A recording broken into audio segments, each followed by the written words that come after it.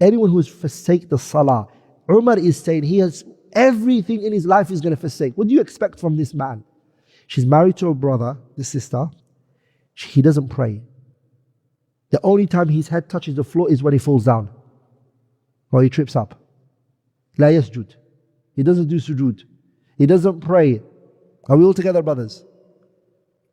And then she's saying, Shaykh, my husband doesn't do this for me. My sister, he doesn't do anything for Allah. Why would he do it for you? This kalam of Umar has to be in our head. How do you trust business trading with someone who doesn't pray?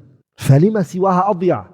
You have to be blamed for investing your money with somebody who doesn't pray. For giving your daughter to somebody who doesn't pray. Are we all together, brothers? He's not gonna, that person, sister, فَكَبِّرْ عَلَيْهِنَّ أَرْبَعًا. Pray janaz on him. He's forsaken his Lord. How is he gonna honor you? The same is with the brother. He's saying, this sister doesn't do this. She doesn't cook for me. She doesn't this. She doesn't raise my children properly.